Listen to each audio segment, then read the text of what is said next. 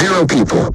Usually, when we pull a transcript from a state council meeting, I'm thinking specifically of the New Jersey State Rehabilitation Council, we're prepared for a lot of parliamentary procedure. Motions, seconding, budget minutia, it's usually pretty dry stuff. But the proceedings from February 2026 are different. They read less like a bureaucratic update, and I think more like a dispatch from a battlefield.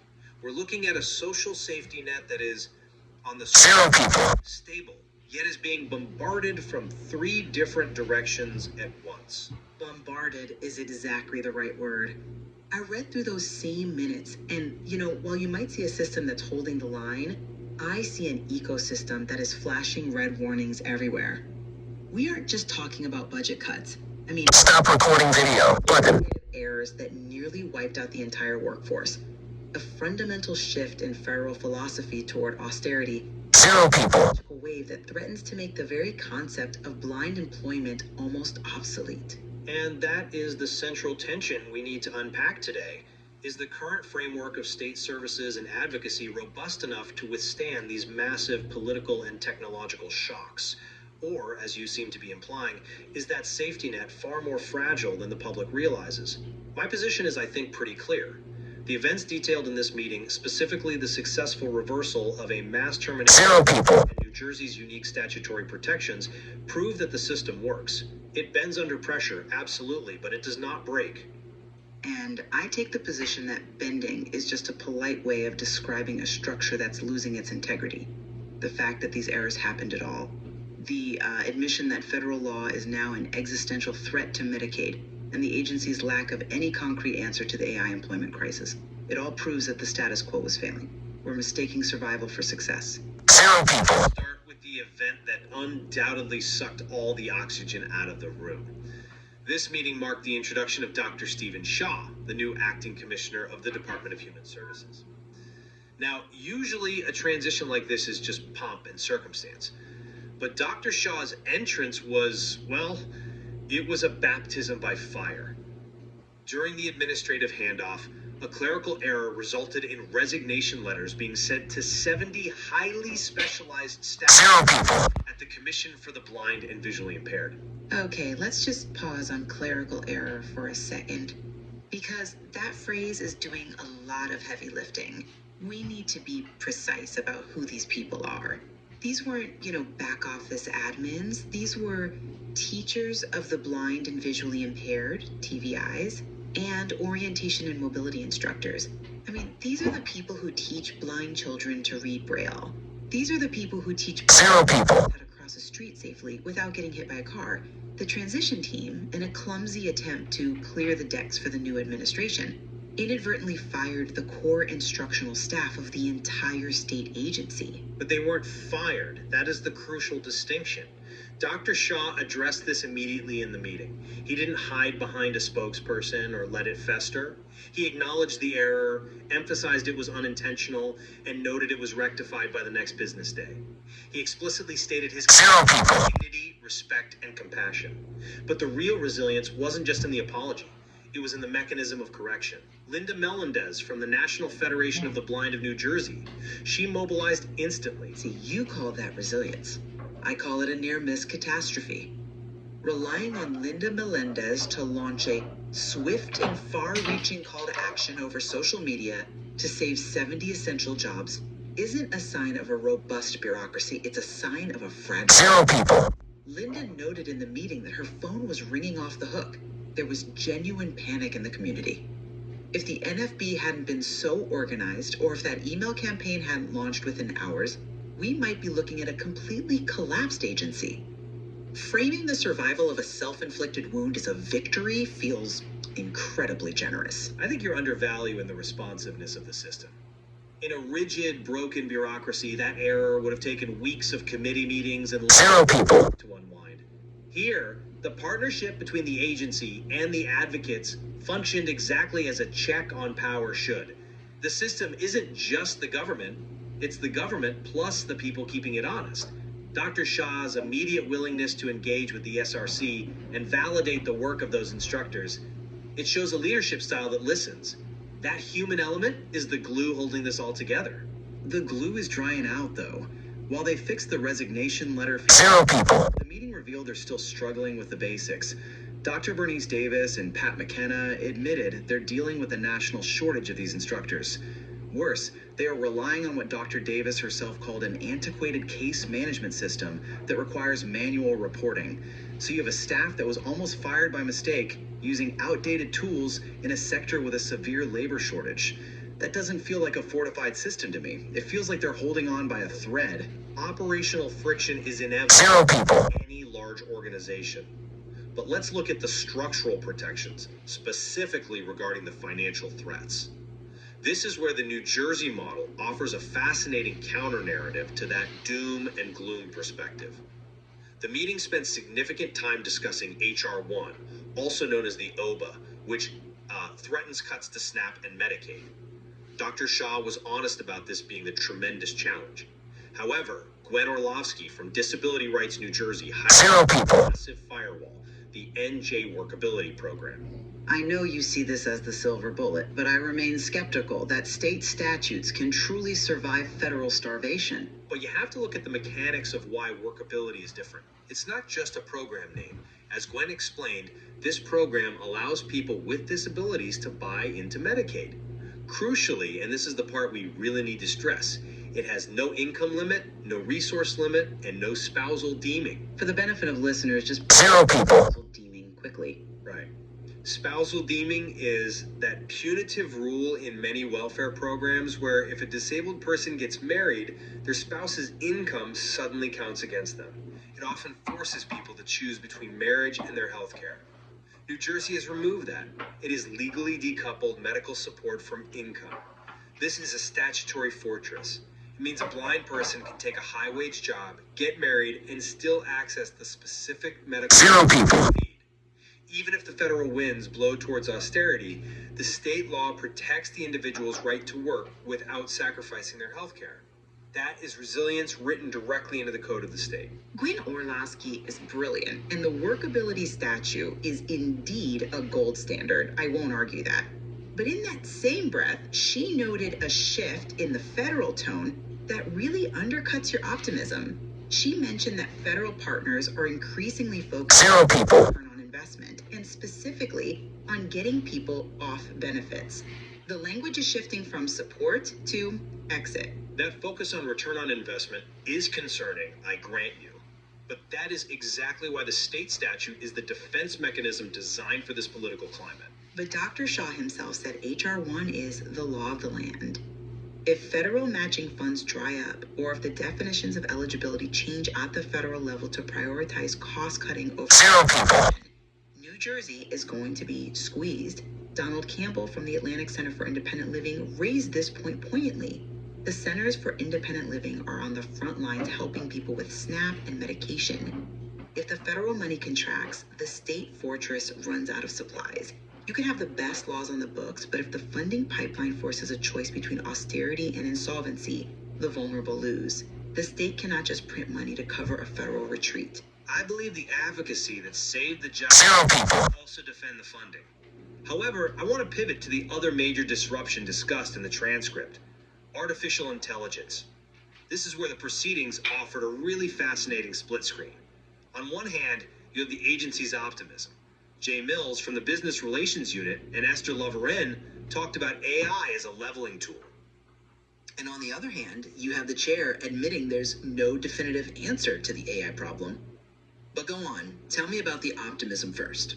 It's a 0 people. practical application. Jay Mills discussed how AI helps consumers clean up resumes, condensing 5 pages of, scattered information into something professional and targeted. The CAP report mentioned a client receiving smart glasses through Advocacy. These are tangible tools that increase independence. Esther Laverin noted that the E.L.V.I.S program is proactively holding tech talks with students to discuss the ethics and safety of AI. 0 people. They aren't hiding from it. They are preparing the next generation to use it as a prosthesis for productivity. That's the happy path. That's the version where AI is a helpful assistant. But Jay Mills also highlighted a specific structural threat that I don't think the agency has a handle on at all yet. He talked about companies using AI for job interviews. And we aren't just talking about resume scanners. We're seeing algorithms that analyze 0 people, of candidates to score their facial expressions, eye contact, and body language. It's a valid concern, which is why Jay asked for HR contacts to discuss it. But look at the mechanics of that bias.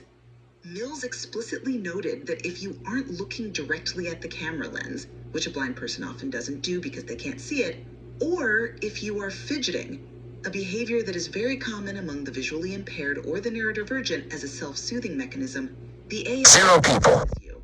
It scores you as dishonest or unengaged or low confidence. We are talking about an automated gatekeeper that is fundamentally biased against the very physiological traits of the population this agency serves. You can polish a resume all you want, but if the door is locked by an algorithm that thinks disability looks like dishonesty, you aren't getting the job. Which is why the tech talks and the advocacy are crucial. They're identifying the bias early, they are trying to get ahead of it. 0 people, It isn't solving it. And there's a bitter economic irony here that was brought up in the meeting. The transcript mentions that AI threatens the white-collar knowledge work, writing, analysis, administration that blind people have successfully entered over the last few decades. Meanwhile, the safe jobs that AI can't do, like plumbing or electrical work, are often physically inaccessible to the blind. The agency is holding tech talks, but the market is moving toward a structural exclusion. I see the 0 people, I would argue the agency is doubling down on the things AI cannot replace: human connection and legal protection. This brings us to the discussion on the Randolph Sheppard Act. For those who don't know, this is a 90-year-old federal law that gives blind merchants priority in running vending and dining facilities on federal property. It's a cornerstone of blind employment. A cornerstone that is crumbling under our feet. I disagree. It's a cornerstone that is being defended. 0 people, Things detailed how the Army granted a waiver to bypass this priority for dining facilities. Basically, the Army said, we don't want to use the blind vendors right now, but look at the response. Immediate mobilization. Jim Good and Linda Melendez detailed the efforts of blind merchants and the NFB to file lawsuits, raise money, and organize town halls. This is another battle, yes, but the legal framework is there. They aren't rolling over, they are using the courts to enforce 0 people, the contract. That's a compelling narrative of resistance, I'll give you that. But consider the signal the Army is sending. Jim Good mentioned comments by Pete Hegseth criticizing food quality and operator absence. The rhetoric is shifting. It's moving from we have a duty to employ the blind to we need efficiency and lower costs. The Army is arguably the most powerful institution in the government. If they can bypass a 90-year-old law because they want to cut costs 0 people, logistics, that precedent is terrifying. It suggests that even protected monopolies are no longer safe from the deregulation mindset. But New Jersey's operators are involved. Jim Good made the point that in New Jersey, the operators are physically present and active, unlike the absentee operator scenarios that attract criticism.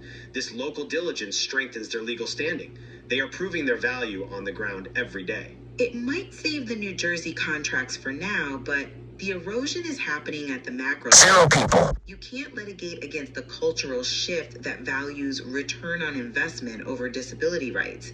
And speaking of efficiency and cost cutting, we need to look inside the agency itself. You're referring to the discussion about the Joseph Cohn Training Center? I am. The agency is adapting there as well.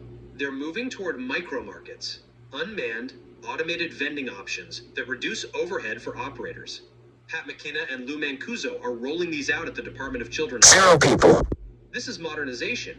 And regarding the services, Esther cited an 85% consumer satisfaction rate. That is a high number in any industry. Statistics can be comforting, but operational realities tell a different story. Vito DeSantis, who is clearly a veteran of this system and knows where the bodies are buried, dropped a bombshell observation about the training center.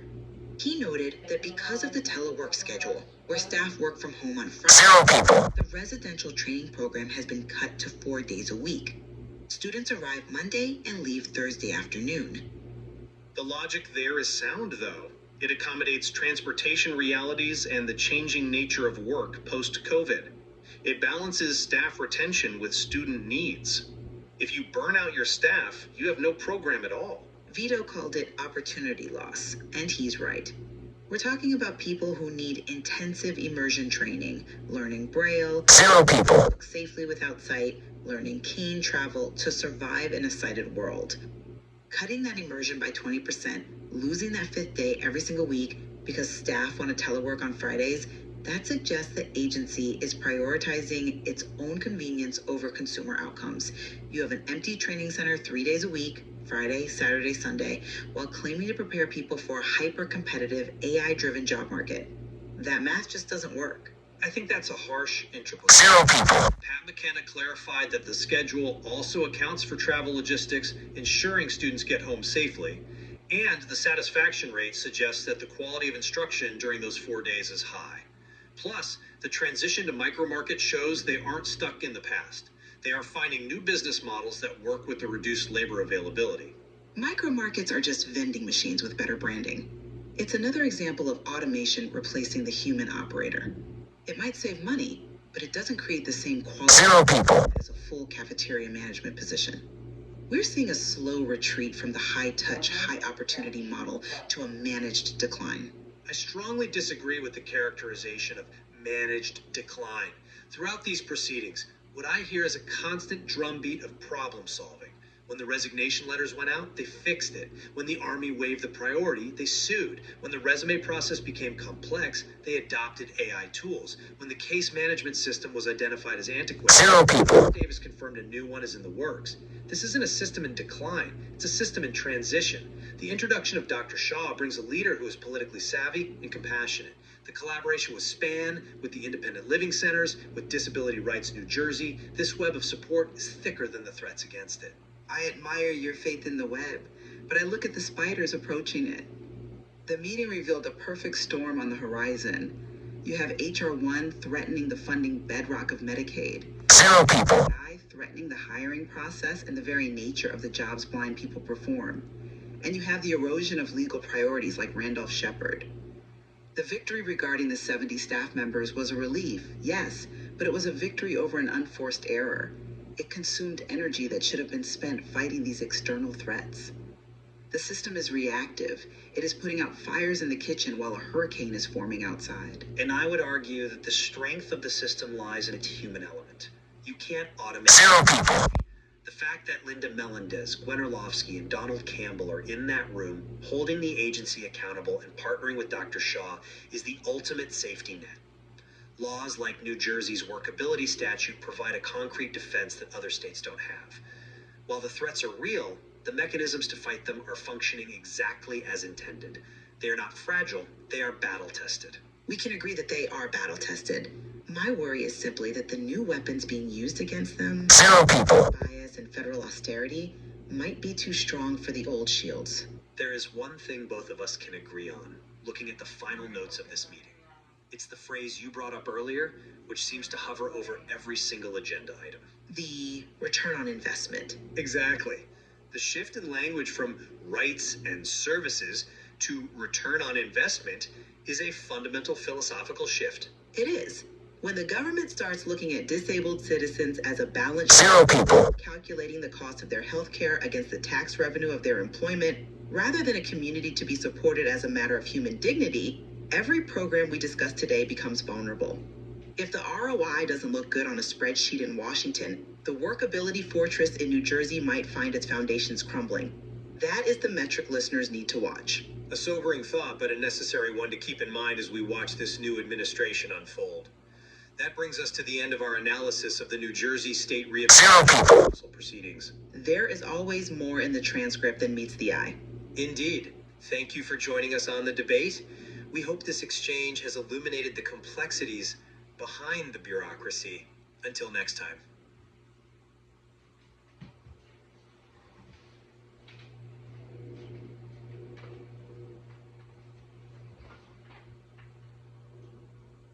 stop recording video.